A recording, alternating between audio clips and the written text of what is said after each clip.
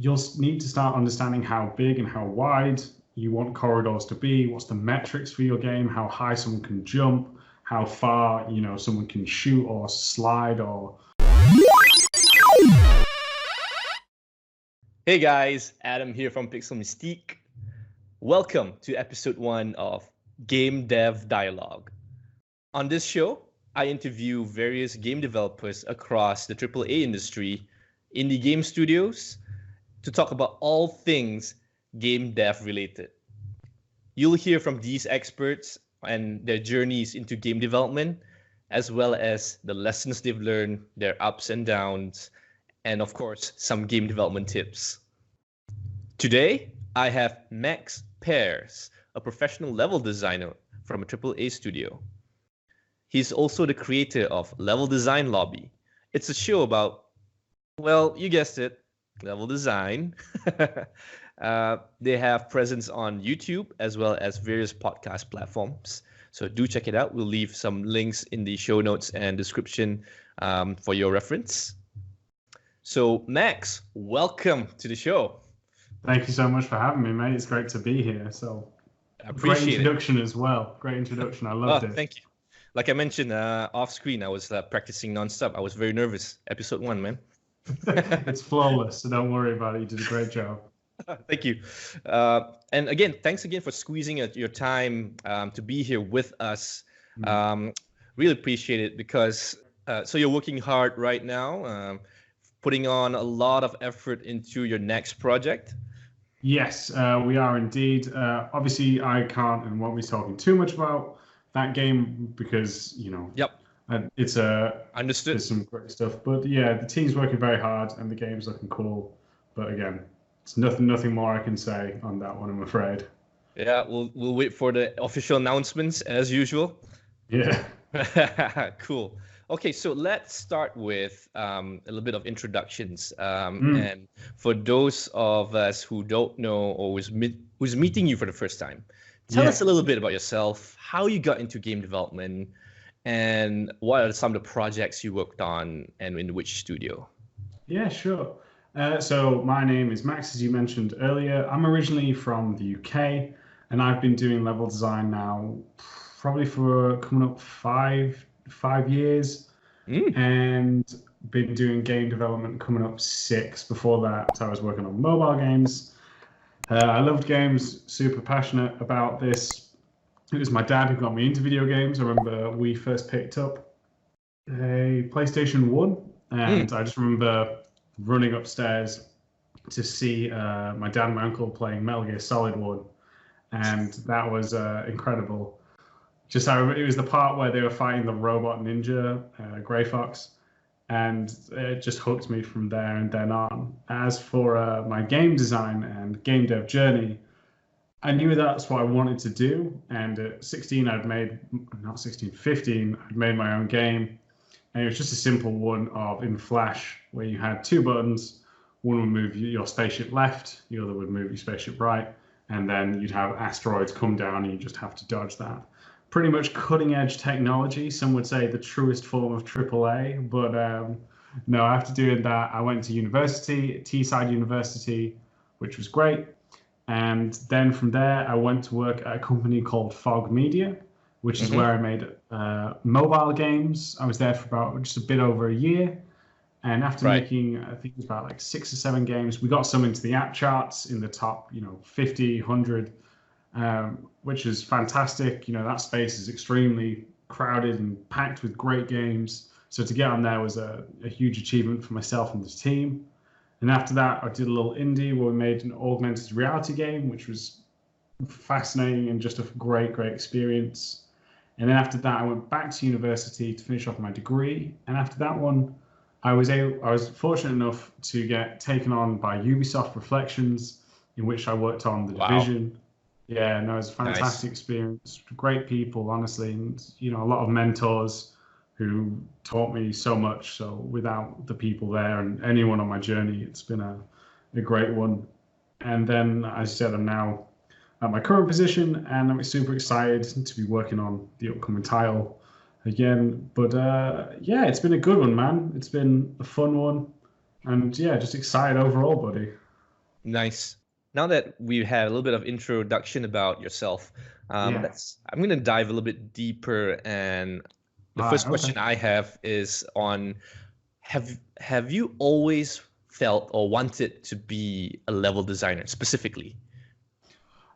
So when I was starting out, I didn't know the difference or what the specific roles were, especially for design at Yeah. the time.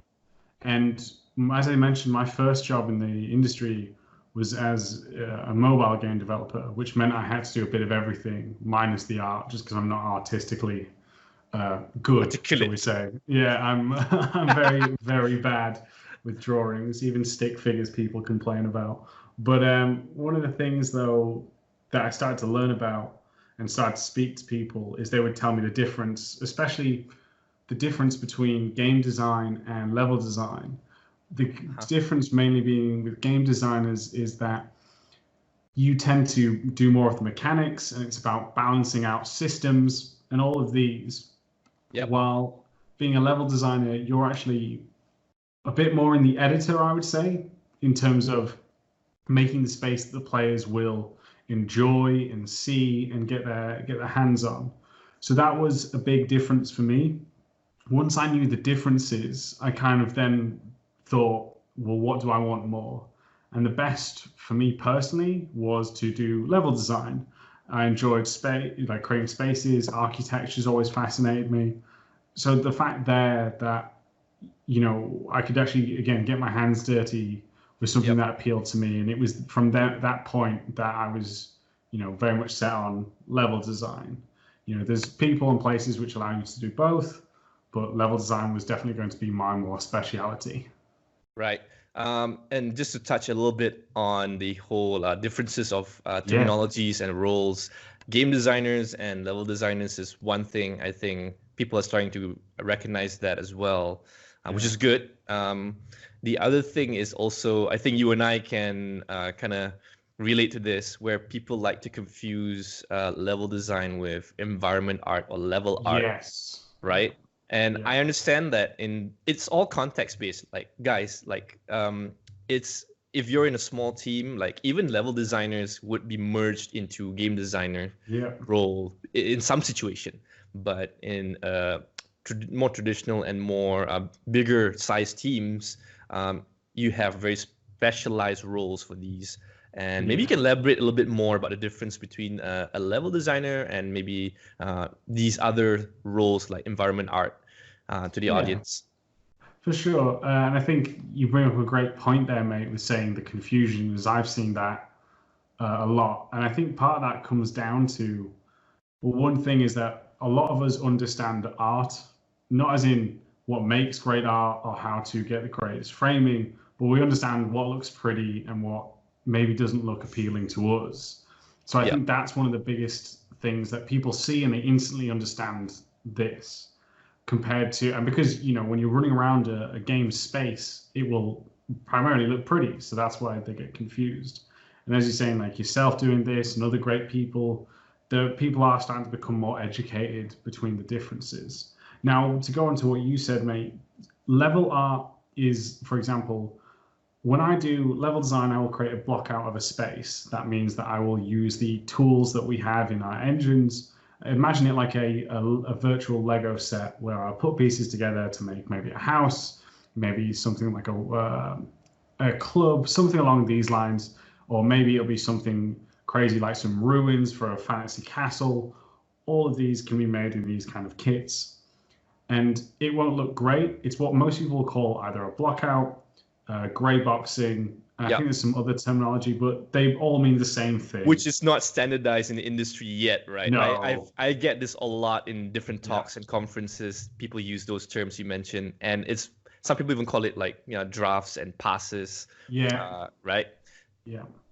And that's it. No, I think it's very interesting because especially when the world's getting more connected, it is something that catches me a little bit. Oh, okay, that's how someone refers to it over in this studio. And yeah, but it's cool for sure to see once you realize it's all the same thing. But yeah, you will make either the block out or the gray box, and then a level artist will then come in and use the assets that they have available to them. And they will then start to make this pretty, making sure that it actually looks like a castle, a club, or whatever the level I have made. They will do this, and then that way it becomes not only pretty, but understandable what that space is as well. And that's the difference between level design and level art. Right. You know, as for game designers, I said they're more focused on mechanics, gameplay. And then, exactly that. So controls, inputs, all of those things is the role of more of a game designer. Right. And just to touch on a little bit on that, in your experience so far in the level design role, apart from, I assume you kind of have to work closely with the level artists, and occasionally, I again, depending on the project and the structure of the studio, you might also have to talk to game designers and maybe some of the technical people. Like, can you give us a few more examples of the other roles you bump into? Yeah, for sure. So other roles such as animators, they're obviously very present, making sure the characters move, but not just the characters, vehicles. You also have, weapons, all of these that they will come in and create. There's also the programmers. The programmers are, very much the lifeblood of games because they create the engines and tools that we use. Yeah, they definitely. create. Yeah, they are, true heroes of the industry. They create all of obviously other things such as making the some of the gameplay stuff for us to use as well. Then you have sound design. Sound designers definitely helping create that atmosphere, giving us that feedback. If you think of because you've done an episode on God of War recently.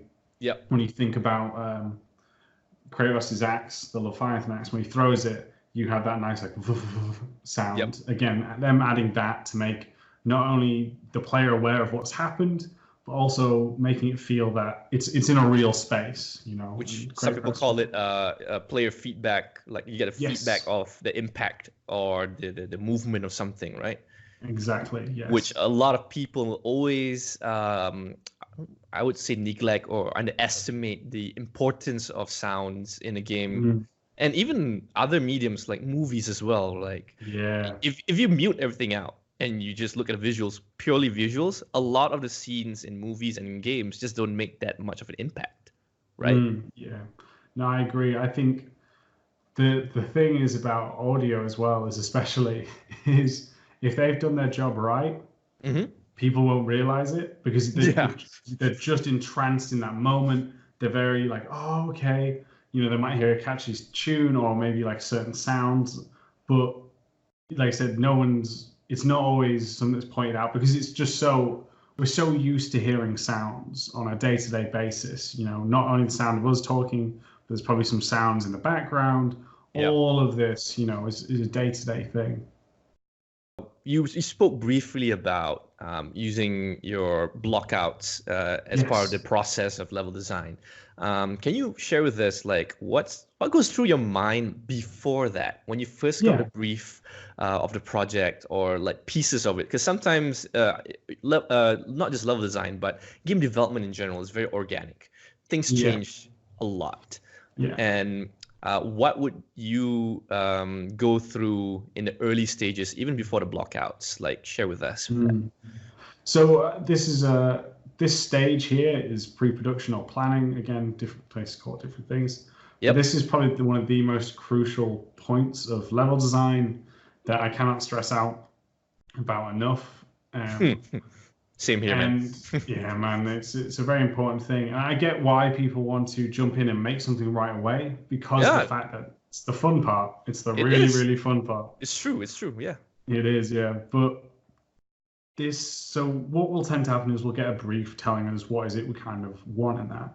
And then we'll break down kind of what is the beats of the level, what is generally happening. Are we traversing? What are we interacting with? Is there combat? All of these will kind of break down as well as understanding the main goal.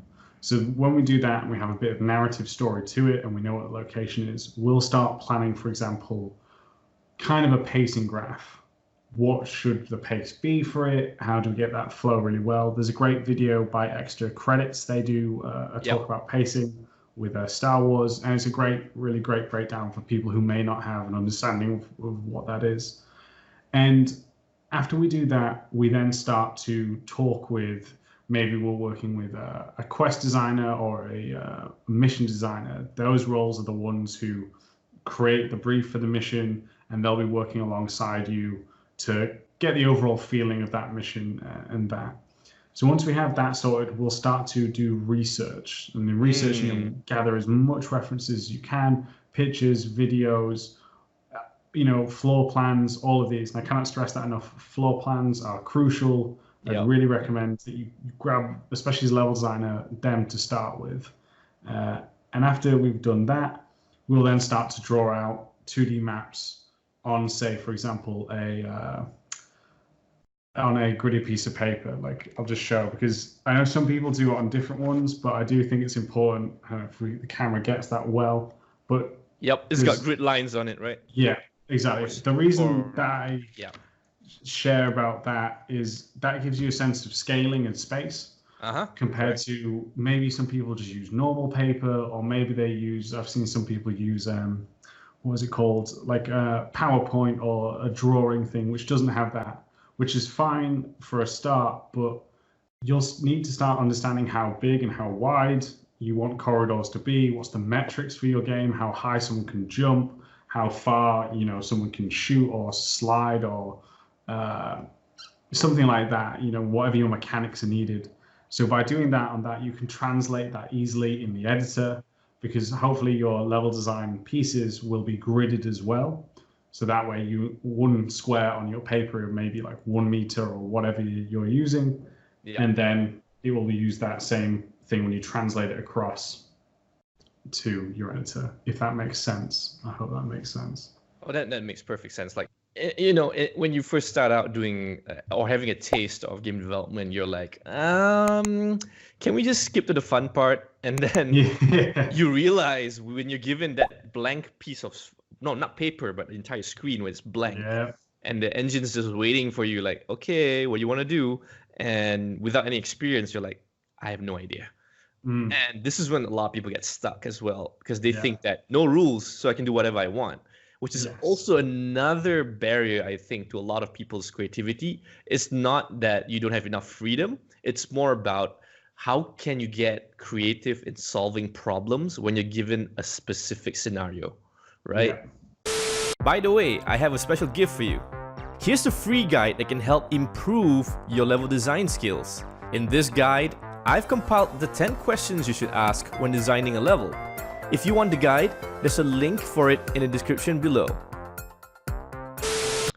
You've been through a lot in terms of level design, so I think a lot of the viewers would be curious to know, like, what do you do to improve your skills, either on your personal time or on a professional, training and all that? What kind of areas and techniques you use to improve? So we'll talk firstly about my personal time. I think the best way to get better is by making things, by making levels.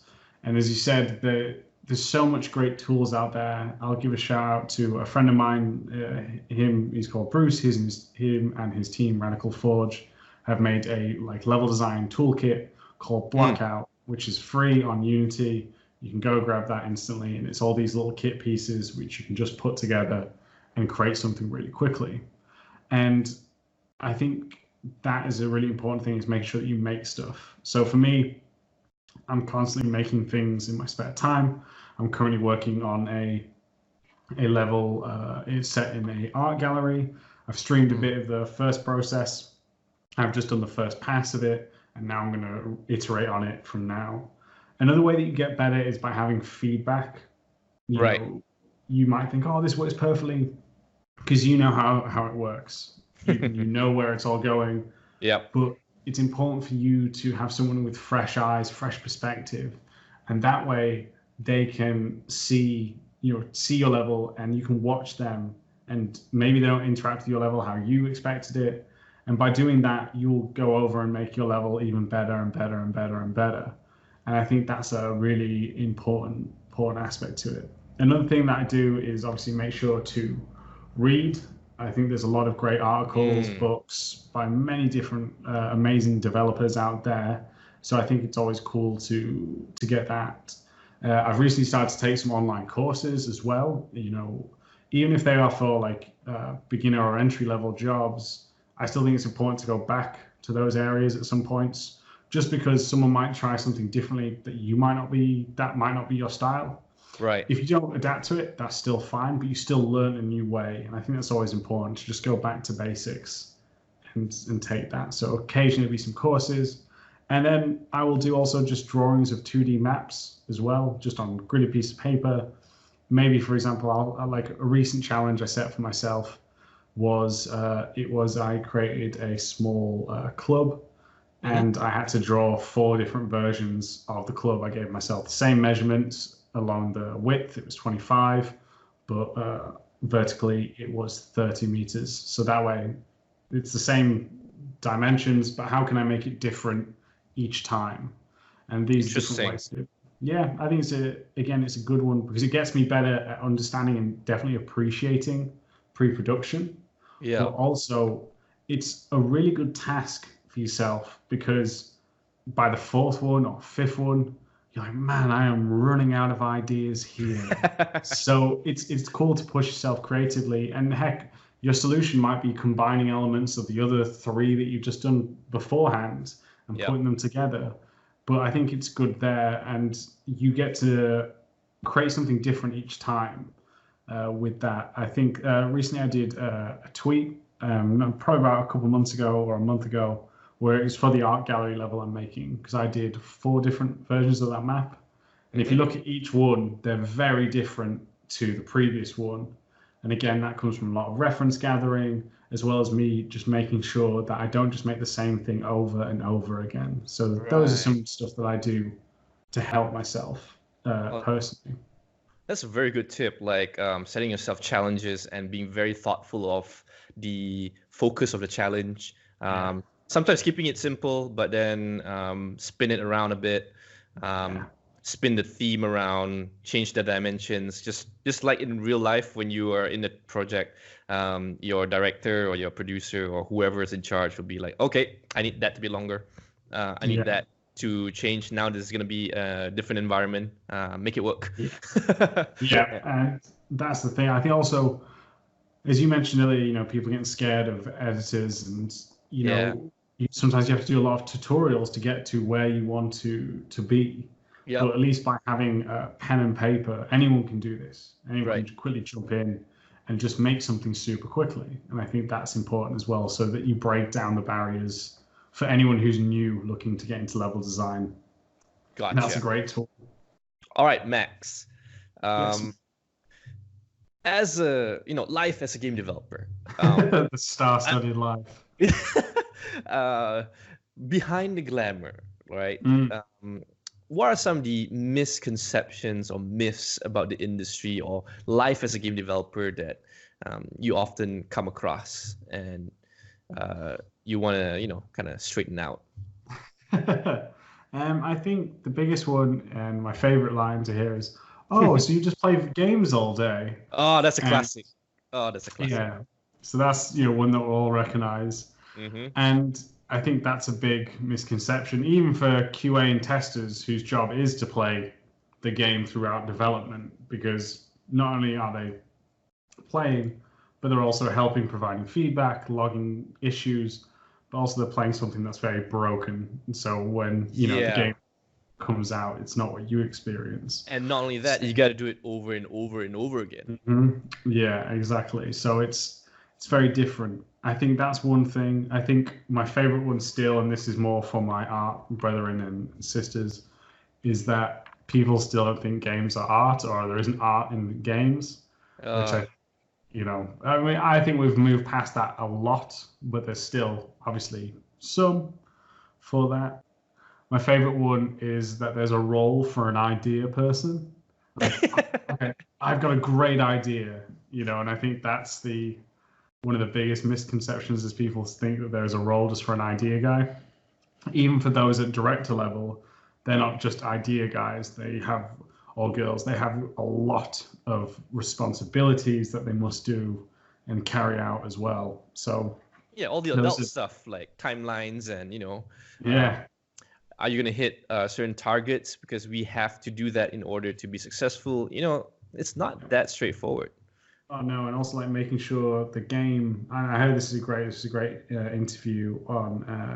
I think it's called the Collective Podcast, and they were interviewing the art director from the latest Spider-Man film, and he was talking about how certain pieces of work got cut throughout development.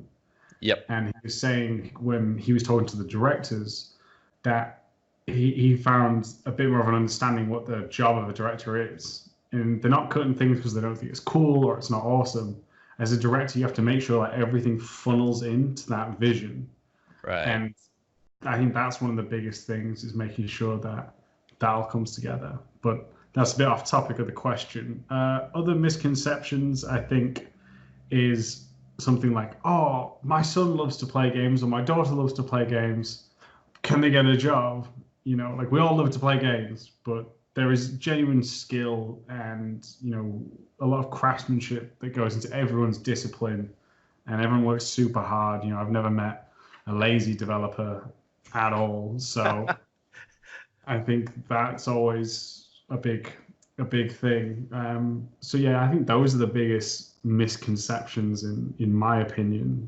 Also, I'm trying to think if there's any other ones.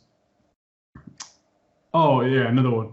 Such as people just like, oh, just make Mario again. That'll sell. They have, think of that. So it's more of those elements. But I think with games coming more present, especially now, esports is a huge event. And now coming to the Olympics. People, and obviously almost forgot about that.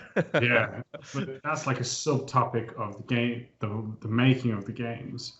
But that again is helping to show all the different and how big the industry is growing and has grown, continue to grow. Exactly, mate. So yeah, I think we're moving past a lot of those misconceptions. Oh, one more. Just because you work in computers doesn't mean you know how to fix one. My favorite is, like when my gran or some neighbors are just like, oh, you work with computers. How do I fix this? I have no idea. No idea. I apologize for the interruption, but I just gotta share you when you talk about hardware. My friends go to me like, "Hey, man, you make games, right? So, which graphics card should I use for this and that?" And I'm like, I don't know.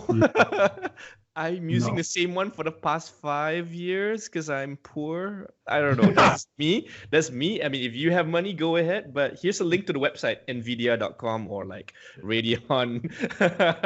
Yeah. Nice. So what about another thing that I guess a lot of people might be curious about, like the parts that you can share. Yeah. What's your day-to-day routine looks like?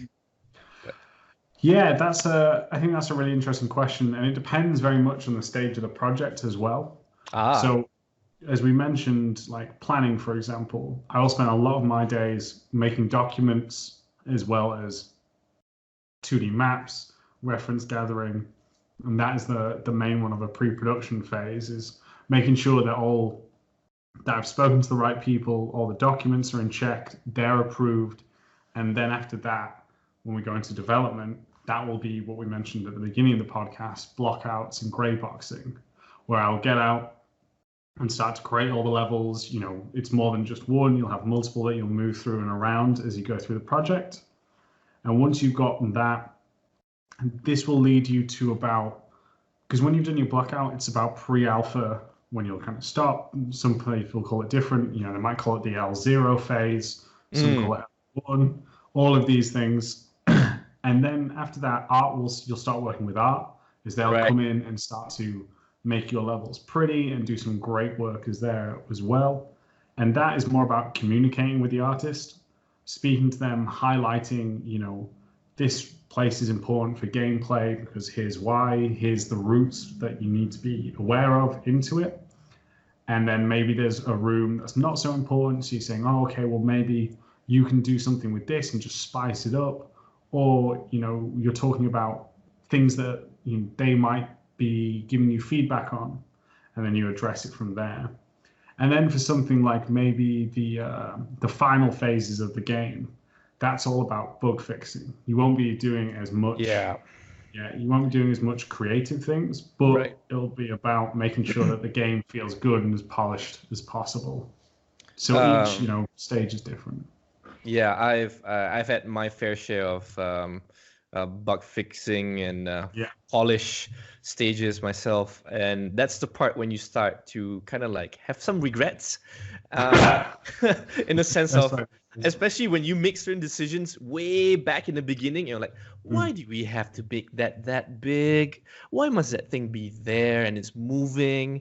Why did I have the audacity to promote this idea that the character can do that in this level? Oh gosh. So I mean, it's great. I mean, don't get me wrong, like when it's finished as a product and people love the thing, like we're always proud of our work, but there's a lot of grind and hard work that goes into that, the little details that want to make sure that, and even then we're not immune to all the other bugs that somehow the public will find. Yeah. So yeah, no man, that's it. It's learning, because it's not only at that phase you mentioned where you start to think back to certain things, but as you said earlier as well, like it's an organic process. So you might be going through, you say, your first level, and you finished it, and then a couple of months have gone by and things have changed for whatever reason that is, and then you're like, I need to go back and redo this area or part of it because of changes. So yeah, I think that's a really good part that you mentioned, because there's always something changing, Yeah. All right, Max, I'm gonna ask for some words of wisdom here on behalf of the audience. Okay. What kind of advice would you give to people who wants to break into the industry? And then maybe that's a general question, and then maybe later on you can share with us more specifically for level design. Take it away. Sure. One of the biggest things I'd say that you need to do is make sure that you have a strong portfolio. And whether that means going and studying at a school or maybe taking online courses, it doesn't matter so much how you get there, as long as you have a nice portfolio. And with that as well, especially when you're starting out, that doesn't mean put on every single piece of work that you've done. One of the things that people look for is quality. So making sure that you have your own quality bar for this. So the fact that, maybe you've got 5 levels, just for example of me, or it might be 5 models or 5 animations, but only 2 of them are really that good.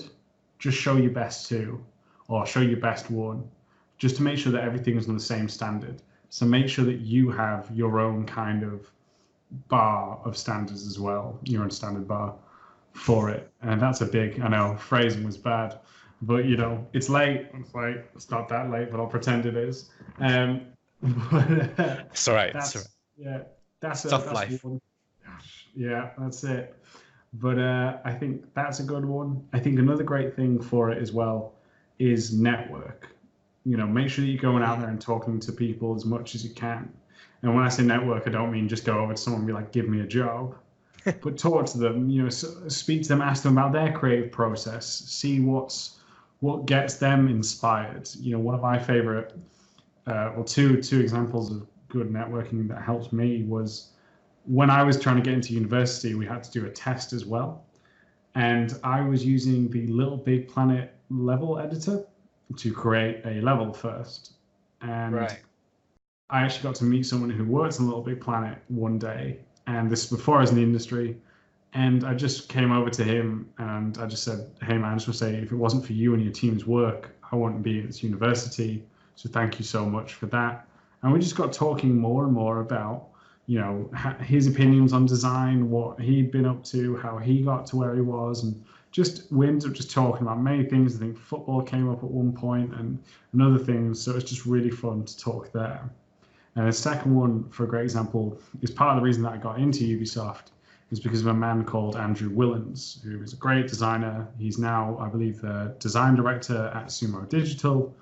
And we met at first a conference where I was just helping out and he was a speaker. And we had very similar humor and we just started like busting each other, just having a joke around. And we started to know each other there. And then eventually I got some time. I said, "Oh, mate, do you mind seeing some of the games I've made?" He saw them, he liked them. We got a bit back and forth and spoke every now and then. And then I went over to do a competition up in Scotland, and he was a judge there. And because we knew each other, we just started joking around again. He saw me, Nice. and we built a rapport to a point where then he said, "Look, we've got this role open. Do you want to come join us?" And that was, to help me to get to Ubisoft. So I owe him, a big, great gratitude and thanks. And that came because us just talking. That wasn't like, "Oh, mate, can I have a job?" We spoke about things. I showed him some of my work, and that's just how it came to be. So just talking to people is a big element of that as well. And then the final one tip is obviously do your own personal work. As I mentioned, there's a lot of courses either online or in schools, but the problem is with that is it means that most of your portfolio will look the same as everyone else's portfolio in that place. Okay. So you need to make sure that you're building up your own portfolio, creating something that'll stand out as well. So that's a big thing I think that should be noted down for people. So my tips is strong portfolio, go out and network, and make sure that you're doing your own personal work as well. And I think that's a very important part. Now, if it was solely for level design, we spoke about earlier about doing 2D maps. I'd strongly recommend doing that, but then just making a block out. Now, there's, especially when I was trying to get in, people would be ashamed to show their block out, their gray box, because it's not pretty. So people want art, and I get it. Yeah. But now with, it's near the end of September when we're recording this, there's a great event on Twitter called #Blocktober, which is started by Michael Barkley, who's a designer at Naughty Dog, very good guy. And that started to show people you can show off your blockouts. So just doing blockouts is a huge, important thing, and to help people as well, I'd recommend that you do a blockout from a game that you already know and exists, because reverse engineer it, right? Yeah, that's it. And also, you've got a list of mechanics you can use there as well. You don't have to create a whole new ideas. World. Yeah. Exactly, mate. And one of the things that we do on the level design lobby is every 3 months, I will set a task. One I've just done is actually for The Last of Us, where I set people a task to create a Last of Us themed level. Here are the 3 beats for it, 3 locations, and then I will now go through and review their work.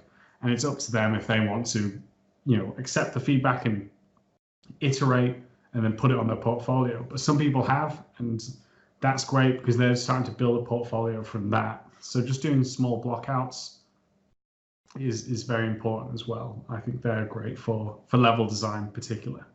Right. Just to touch a little bit on the networking side. You mentioned that it wasn't anyone trying so hard to like, hey, give me a job. Like, what other tips and do's and don'ts you think that people should be more aware of? And people be maybe surprised how easy it is to network, because a lot of game developers are mostly leading on the creative side or on the technical side, and they can be quite shy or like not confident. So maybe you can share some tips on that. A big thing I would say is the people you're going to talk to are just people. I think, as you mentioned, like you and me. Yeah, exactly. There is no difference. And if someone was to approach either of us on the street or at an event, we're going to talk to them like we're talking to each other now, because that's just who we are as people. And I think that's a big thing is, I get to do talks now, but when I was attending and didn't have a job, I was like in awe of these people, like, whoa. But the biggest breakdown I can give, and it doesn't take away from any of the speakers, is these people are just people, and they've just been around probably longer than you have, which is why they're in these great positions. And that's, again, not through just being alive. They did hard work, they got there. But I just want to break it down for everyone is people. We're all passionate about games. So talking about games is great. I think also getting someone a drink as well is, or something like, it depends in the situation. If we're in some sort of like hall and you've just pulled out a random bottle of water on me, I'll probably be a little bit, wary of it. But if, we're at a bar themed setting, we're talking, and then someone asks, oh, would you like a drink? Yeah, cool. Just show some appreciation that way. And if you're nervous, because you mentioned people being nervous, try have a friend who's maybe not nervous. That's what helped me. Like a wingman, but for getting game developers' attention without it being creepy.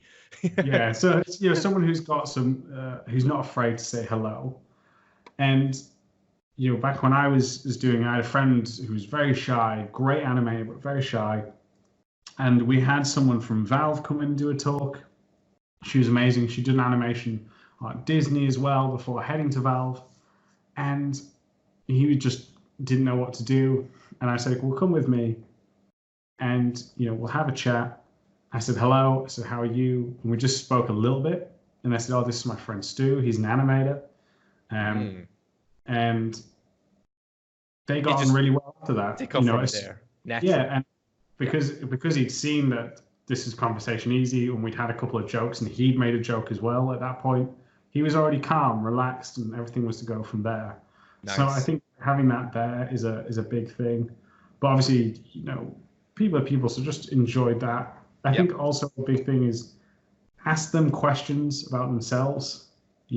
Ask them stuff, and not just about what's it like to work here or something like that. Ask them questions about what do they enjoy? Have they played any games recently? Are they a fan of different kind of activities? These sort of elements will come into play for it. But yeah, those simple things I think can help people in a lot of ways. That's not as impossible or difficult as some might think, right? No, exactly. And I understand people being nervous. I get it. But when I say this, I'm saying it to hopefully, like you said, like bring people just to be like, okay, well, I just can chill. do it. Yeah. Okay? Just take it have easy. a good time. Yeah. So yeah. So I think just go back a bit on the advice part to some people. Apart from the core skill that someone might want to focus on, like in your case, you specialize in level design. Like some people might be a game designer, some people might want to focus on programming, etc. Yeah. But in general, do you find that there are other skills outside of your role that can greatly complement you or most people in general in the industry, if any? From a technical point, one of the things that helped me with my career, as I mentioned, I did mobile beforehand, and I learned how to program because of that. Yeah, I'm not a grade A programmer by any stretch of the imagination, but I know how to do things in it, and that helped me because people are like, oh, you can level design, but you can do that, and that could lead to more technical roles and technical abilities. So that helps. Okay. But as for like other just human beings, being able to communicate is a huge thing. Being able to just talk as we are now it's vital, because that's in a game, whether it's a team of 5 or 500, everyone needs to understand one another. So it's a big important part of it. Cool. I also think just try to be positive, and I don't mean like just smile all the time for the sake of a smile, but understanding your team and how like sometimes, because game development can be a long process. Yeah. And we mentioned stuff getting cut earlier. There's going to be ups and downs, but try always view it as there's opportunities to learn from, that people are trying to make the best game possible alongside you. No one's trying to make anything bad or anything. So try to keep that positive mindset with it. It's just part of the process. Like you gotta have that, you have to understand one step at a time. Sometimes you go a few steps backwards when things don't go the right way, or timelines getting shorter. It happens, right? Yeah. And you just gotta keep soldiering on. Yeah. Exactly. So having that, and I think being able to have a laugh as well, because it's an important part, because we said this you got to soldier through, but if you've got a team that you can enjoy being around, definitely. That's one of the most important It's like a things. brotherhood or sisterhood or Yep. whatever you want to call it. It's like a clan, man. Yeah, exactly. Those are really good pointers. The other common question I get is, Okay. what do people ask when they're hiring? Like, what kind of questions do you get during interviews that you find most common? That's a good one. It's been a while since I've had an interview, so I'm trying to draw back. But not as in like walk into jobs. It's just I've been where I have for a while and not moving. I think one of the big things for that is people tend to want to know about your process. Like, what are you thinking about as you're making whatever that you're making? So I asked the right question then, even though I'm not recruiting you, right? You did indeed. So that element of they want to understand like how you got to the final product. So don't be afraid to explain how you got here.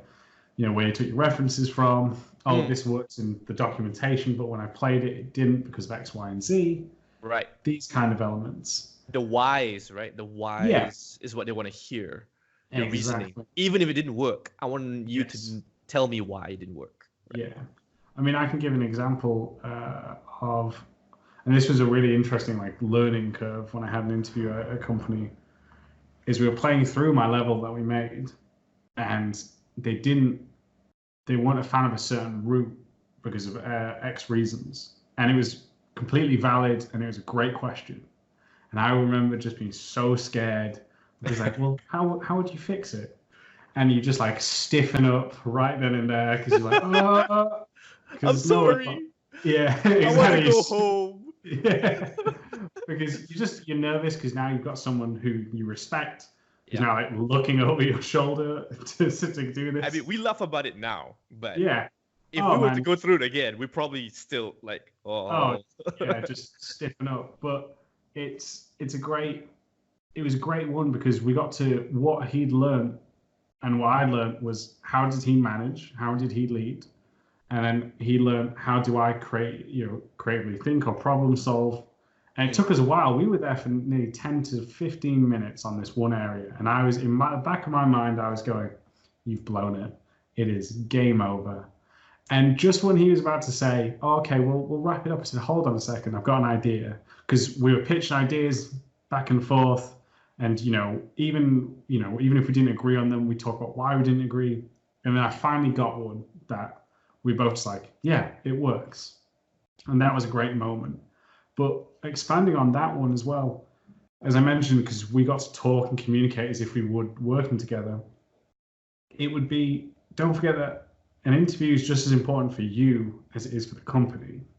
As much as we're all like, we all think it's a great opportunity to be there, and it is, but some studios aren't meant for certain people. Right. Just in terms of people clash, or like maybe it's not the way that you work. Who knows? Nothing bad. So pay attention during those interviews. Ask questions that you want to ask to see if they match your kind of ethos and work ethic as well. As I said, no studio is for every person in that. So that's always something to keep in mind. Cool. I think also the other thing is people will be curious to know what are some of the tests that candidates go through. If you don't know about anything else, like maybe specifically for level design. Yeah. So I can't give like specific examples of like do this, do that. But I'll give you some like briefs on them. Some will be to create a design document in which they just want to see how you do the pre-production of a game or a level, and make sure that you do your research and create a nice looking document for it. Others will actually be creating a level. So it might not be a whole like big level, it might just be a small section of a level. Yep. But making sure that you create one that's either playable or that people can fly around in, an editor. Right. That's a big one. So those are the main ones for sure. Other ones that I've seen as well, maybe that you design a mechanic as well. So there's a few, but generally the test will come down to you probably having to create something related to the discipline that you are in, you know. And a big thing with tests though as well is make sure that you read what the test has to say. There's so many times where someone has handed in something that might not be asked, or there may have been a misunderstanding in what has been asked of them. So I think that's the big thing, is make sure that you understand what the test is about. I'm just gonna share that I've had one of those scenarios happen to me. Oh, really? Yeah. So and without going to specifics, because I'm not sure whether I can reveal or not, but yeah, they asked me to do something, and I did more than that. And they replied saying that you weren't supposed to do that. And sorry to say that, you know, you didn't make it because of that. So that took me by surprise, and I'm like, oh, I guess I should be very careful about the specifics of the task as well. Yeah. So that's something to bear in mind. Yes, for sure. Okay, so that's all we have for this episode, and let's wrap it out now. So Max, thank you so much for being here. And for those of us who want to connect with you, can you like drop us, you know, your links and where to find you? For sure. Well, thank you again for having me, mate. This has been a great blast, honestly. It's been really fun. So where people can find me, you can contact me on Twitter, which is @Max Pears, where I do bite-sized like level design tips, which is always good for people. If you do want to email in, you can contact me through leveldesignlobby@gmail.com. And then if you are a fan of my smooth jazz voice and want to hear more of my sultry tones, you can check out my podcast, which is called Level Design Lobby. As we mentioned earlier, it can be found on YouTube as well as Apple Podcasts, Spotify, SoundCloud, all of those areas. And if you are interested in breaking in as a level designer, then maybe you want to check out my Patreon, which is patreon.com/Level Design Lobby, where you get to be part of my great community, as well as get to do level design tasks, which I set, and I'll give you feedback on your work as well. So yeah, hopefully you'll join me on one of those areas, guys. Wow, awesome stuff, Max. Definitely, I'll be leaving all the links that he mentioned in the description and the show notes. Once again, thank you, Max, for being here with us on the first episode as well on Game Dev Dialogue. Pleasure, as always, man. Pleasure. We're going to look back one of these days, like maybe a few years ahead, and rewind back, and I'm going to tell people this is the first episode. Yeah, and we did a great job. You did a fantastic job as a host. Thank you. You did a really good job. Really appreciate it. All right, that's it. And that's all we have for today. Let's wrap it up. And thank you for joining us. See you guys next time. Bye. Bye-bye. Special thanks to my Patreon supporters. It is due to their generosity that I'm able to make more games and more videos like this one. If you enjoyed this video, hit that like button and consider subscribing for more game dev tips, tutorials, and inspiration. Thanks for watching. Have a nice day.